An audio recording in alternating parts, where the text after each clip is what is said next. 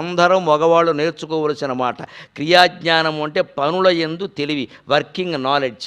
ఏ పని అయినా భార్య చెప్పినా, తల్లి చెప్పినా, తనంతట తాను అనుకున్నా సరే ఆ పనిని తెలివిగా నిర్వహించుకురావాలి. కానీ దద్దమ్మలాగా ఎక్కడికి వెళ్ళినా సరే ఆ పని మానేసి ఏమిటో ఏ పని అవ్వట్లేదని వెర్రిమొహం అయింది ఇక్కడ.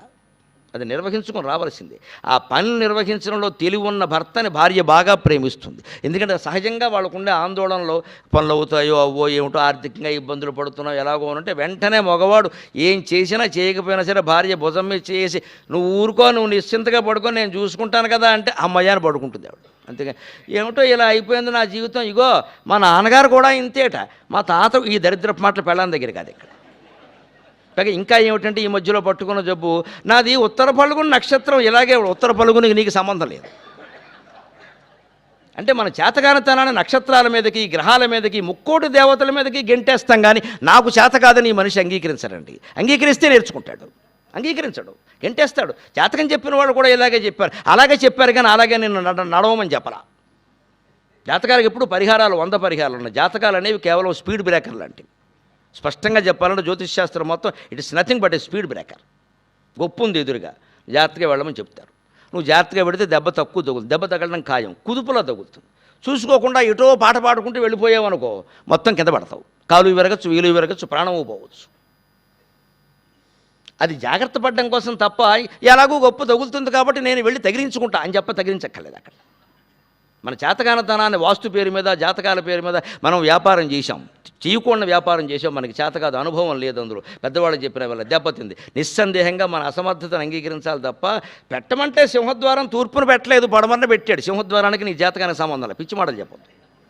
అందుకని నేర్చుకోవలసింది ఇక్కడ ఖచ్చితంగా సహదేవుడు యొక్క వ్యక్తిత్వం నుంచి. భార్య చూడండి ఏముంటుందో, క్రియాజ్ఞానం. పని చేయాలంటే దానికి తగిన ప్రణాళిక వేసుకో, ఏం చేయాలో తెలుసుకో. బయటికి వెళ్ళి పని చేయాలంటే, సంతకెళ్ళాలంటే సంచి పట్టుకెళ్ళరా.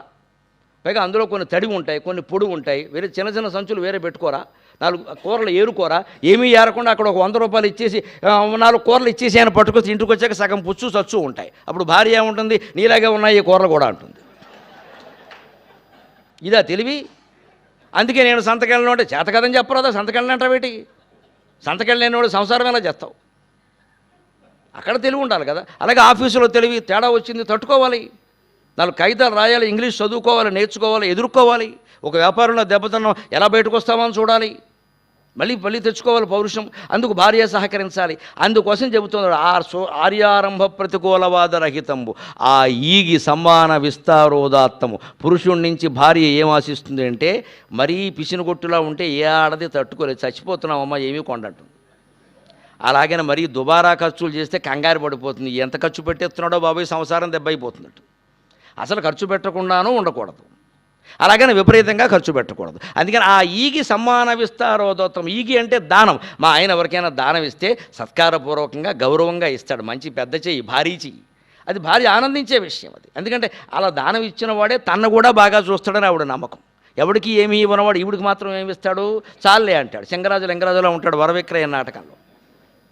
భార్య విసినకర పెట్టి విసురుకుంటూ ఉంటే ఎక్కువ విసురుకు తాటాకులు అరిగిపోతాయంటాడు వాడు. తాటాకులు అరిగిపోతాయట. అందుకని అలాంటి వాడిని తట్టుకోలేదు. అలాగే దుబారా ఖర్చులు పెట్టేసాడు అనుకోండి, వచ్చిందల్లా 10 రూపాయలు వస్తుంటే 100 రూపాయలు ఖర్చు పెడితే అది అసలు తట్టుకోలేరు. అందుకని ఈకి సంభావన విస్తారోదం. ఖర్చు పెట్టాలి, దానం చేయాలి. అదంతా ఎలా ఉండాలంటే హుందాగా గంభీరంగా ఉండాలి, అసలుకు మోసం వచ్చేలా ఉండకూడదు.